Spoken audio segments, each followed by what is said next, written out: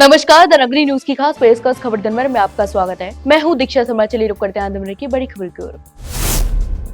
राजस्थान के मुख्यमंत्री बजरलाल शर्मा ने अरावली पर्वतमाला को लेकर पूर्व मुख्यमंत्री अशोक गहलोत के बयानों पर तीखा हमला बोला है।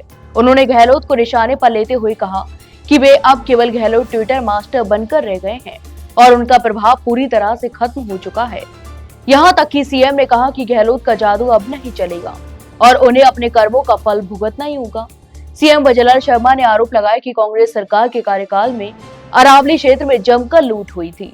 उन्होंने कहा कि कांग्रेस ने अरावली पर्वतमाला के पत्थरों और रेत को भी नहीं बख्शा था। मुख्यमंत्री ने सवाल उठाते हुए कहा कि साल 2002 से 3 और 2009 से 10 के दौरान अरावली पर्वतमाला की परिभाषा किसने बदली, उस दौरान इस क्षेत्र में कितने खनन पट्टे जारी किए गए। यहाँ तक कि उन्होंने स्पष्ट किया कि कांग्रेस सरकार के फैसलों के कारण अरावली को भारी नुकसान पहुंचा है। राजस्थान में बजरलाल सरकार के 2 साल के पूरे होने के उपलक्ष्य में राज्य भर में निकाले जा रहे विकास रथ अभियान के दौरान भरतपुर जिले के कामा विधानसभा क्षेत्र में उस समय माहौल गर्मा गया जब कामा विधायक नौक्षम चौधरी का बेहद आक्रामक और सख्त रुख देखने को मिला। जनता के बीच सरकार की योजनाओं और उपलब्धियों का बखान करने पहुंची विधायक को जब क्षेत्र में व्याप्त पानी की गंभीर किल्लत की जमीनी हकीकत पता चली तो उन्होंने मौके पर ही संबंधित अधिकारियों की जमकर क्लास लगा दी। दरअसल विकास रथ जब अपने अंतिम पड़ाव कामा पहुंचा तो विधायक नौक्षम चौधरी ने आम जन से सीधा संवाद किया। इस दौरान वहां मौजूद महिलाओं ने अपनी पीड़ा साझा करते हुए बताया कि कस्बे के कई वार्डों में पिछले 6 दिनों से एक बूंद पानी तक नहीं आया है। अरावली बचाओ अभियान के तहत कांग्रेस प्रदेश भर में आंदोलन कर रही है। इसी को लेकर सीकर में कांग्रेस ने पैदल मार्च भी निकाला। इस अभियान को लेकर प्रदेश भर में सियासी हलचल भी तेज हो गई है। सीकर, दौसा, अजमेर, अलवर, पाली सहित कई जिलों में कांग्रेस नेताओं और कार्यकर्ताओं का जुटना भी शुरू हो चुका है। पार्टी का कहना है कि अरावली पर्वतमाला को खनन माफियाओं से बचाने और पर्यावरण संरक्षण के लिए यह आंदोलन जरूरी है। सीकर में पैदल मार्च अम्बेडकर पार्क से कलेक्ट्रेट तक निकाला गया, जिसमें प्रदेश महासचिव विशाल जांगड़ भी शामिल हुए। कांग्रेस जिला अध्यक्ष सुनीता गिठाला ने कहा कि अरावली पर्वतमाला राजस्थान की ऐतिहासिक धरोहर और जीवन रेखा है। यह न केवल रेगिस्तान के विस्तार को रोकती है बल्कि धूल भरी आंधियों से सुरक्षा और पर्यावरण संतुलन बनाए रखने में भी एक अहम भूमिका निभाती है। कांग्रेस पीसीसी अध्यक्ष गोविंद सिंह डोटासरा कोटपुतली पहुंचे, जहां उनका स्वागत किया गया। इस दौरान कार्यक्रम के बाद मीडिया से बातचीत करते हुए उन्होंने चोबू में मस्जिद के बाहर हुए बवाल को प्रशासनिक विफलता करार दिया। डोटासरा ने चोबू थाना अधिकारी प्रदीप शर्मा पर भी निशाना साधते हुए कहा कि कुछ गतिविधियों के जरिए उन्हें अनावश्यक लोकप्रियता मिली है और उन्हें लगने लगा है कि वे चुनाव लड़ेंगे। यहाँ तक कि डोटासरा ने आरोप लगाया कि जहां लंबे समय से हाईकोर्ट का स्थगन लागू है, वहां जानबूझकर कार्रवाई करना अधिकारियों का दुरुपयोग है। डोटासरा ने कहा कि पूरे घटनाक्रम में जो भी हुआ है वह गलत है, चाहे वह पुलिस के साथ हुआ हो या फिर आम नागरिकों के साथ। राज्य सरकार और शिक्षा विभाग द्वारा नामांकन बढ़ाने के लिए किए गए तमाम प्रयासों के बावजूद कई सरकारी स्कूलों में बच्चों की उपस्थिति शून्य बनी रही है।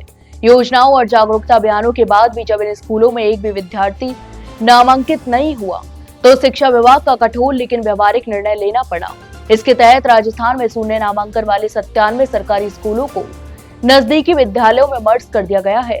शिक्षा विभाग की ओर से जारी पहली सूची के अनुसार इनमें 88 प्राथमिक विद्यालय और 9 उच्च प्राथमिक विद्यालय भी शामिल हैं, जहां एक भी छात्र नामांकित नहीं था। हैरानी की बात यह रही कि शून्य नामांकन के बावजूद ये स्कूल नियमित रूप से संचालित हो रहे थे और वहां पदस्थ शिक्षक वेतन भी प्राप्त कर रहे थे। राजस्थान में कड़ाके की सर्दी का दौर लगातार जारी है। उत्तर भारत से आ रही बर्फीली हवाओं के असर से प्रदेश के कई जिलों में शीतलहर ने लोगों की परेशानियां और बढ़ा दी हैं। शनिवार सुबह जयपुर, सीकर, झुंझुनू सहित कई इलाकों में हल्के बादल छाए रहे। सर्द हवाओं के चलते धूप निकलने के बावजूद लोगों को राहत नहीं मिल पा रही है।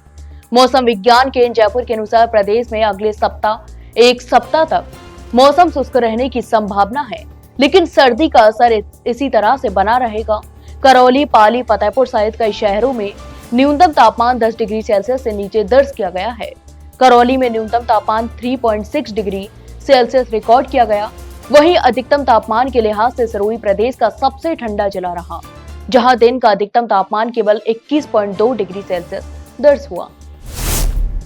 जयपुर में मेट्रो फेज 2 के विकास को रफ्तार देने की दिशा में एक महत्वपूर्ण पहल की गई है। जयपुर अंतर्राष्ट्रीय हवाई अड्डे पर जयपुर मेट्रो और एयरपोर्ट प्रशासन के बीच एक अहम समन्वय बैठक आयोजित हुई, जिसमें एयरपोर्ट तक मेट्रो विस्तार और सभी टर्मिनलों को जोड़ने की योजना पर विस्तार से चर्चा की गई है।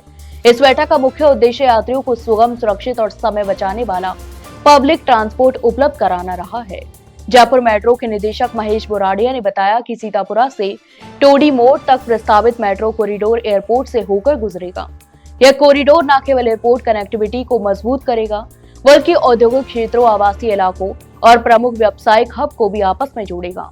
इससे योजना यात्रा करने वाले लाखों यात्रियों को सीधा लाभ मिलेगा और शहर की ट्रांसपोर्ट व्यवस्था अधिक सशक्त होगी। जयपुर से दौसा जा रहा गैस सिलेंडरों से भरा एक ट्रक सड़क हादसे का शिकार हो गया। यह हादसा जयपुर ग्रामीण के बस्ती थाना क्षेत्र में बांसको फाटक स्थित एक पेट्रोल पंप के पास हुआ, जहां ट्रक ने एक बाइक सवार युवक को टक्कर मार दी। टक्कर इतनी भीषण थी कि बाइक ट्रक के नीचे आ गई और मौके पर अफरा तफरी भी मच गई। इस हादसे की सूचना मिलते ही स्थानीय पुलिस मौके पर पहुंची। गंभीर रूप से घायल बाइक सवार युवक को तुरंत एम्बुलेंस की मदद से नजदीकी अस्पताल भिजवाया गया। घायल युवक की पहचान बस्ती क्षेत्र के हरिरामपुरा निवासी के रूप में की जा रही है। उसकी हालत गंभीर बताई जा रही है और अस्पताल में उसका उपचार भी जारी है। चित्तौड़गढ़ ने एक बार फिर इतिहास रच दिया है। चित्तौड़गढ़ सांसद सांस्कृतिक महोत्सव का चौथा दिन एक ऐतिहासिक उपलब्धि के नाम रहा, जब लोक संस्कृति की लय पर हजारों कदम एक साथ थिरके और पारंपरिक घूमर नृत्य ने विश्व कीर्तिमान स्थापित किया। इस भव्य आयोजन में एक साथ 15,000 महिलाओं ने घूमर नृत्य प्रस्तुत कर नया रिकॉर्ड बनाया। इससे पहले यह रिकॉर्ड सूरत में 11,000 महिलाओं के एक साथ घूमर नृत्य के साथ नाम दर्ज था। विश्व रिकॉर्ड ऑफ इंडिया के सीईओ पवन सोलंकी ने मंच से रिकॉर्ड की आधिकारिक घोषणा करते हुए आयोजकों को प्रमाण पत्र प्रदान किया। इस अवसर पर चित्तौड़गढ़ सांसद सीपी जोशी ने आयोजन से जुड़े सभी सहभागियों और कलाकारों के प्रति आभार व्यक्त करते हुए इसे राजस्थान की संस्कृति के लिए गौरवपूर्ण क्षण बताया। सीसावली में हाड़ौती का महाकुंभ के नाम से विख्यात ऐतिहासिक महासती मैदान में आयोजित 21वीं चैंपियन क्रिकेट ट्रॉफी प्रतियोगिता रोमांचक मुकाबलों की गवाह बनी। प्रतियोगिता के पहले मैच से रडोदिया और नसरू 11 पलायथा की टीम आमने सामने रही। मैच से पूर्व प्रतियोगिता प्रभारी राधेश्याम नागर और जनरल रेफरी अब्दुल सलाम ने सम्मानित अतिथियों सागर नागर, यूनुस खान, जीतू मीना के साथ प्रतियोगिता अध्यक्ष अशोक मीना और संयोजक राजेंद्र कलवार से खिलाड़ियों का परिचय कराया। टॉस पलायथा टीम ने जीता और पहले क्षेत्र रड छड़ का निर्णय भी लिया। पहले बल्लेबाजी करने उतरी रडोदिया टीम ने निर्धारित 10 ओवर में गुजरात से आई काली गोदारा की शानदार पारी की बदौलत 113 रन बनाए। काली गोदारा ने 38 रन की अहम पारी खोली। जवाब में नसरू 11 पलायथा 108 रन ही बना सकी और रडोदिया ने 5 रन से जीत दर्ज की। तो ये थी दिन भर की तमाम बड़ी खबरें। कल फिर आपके साथ रूबरू होंगे, तब तक के लिए नमस्कार।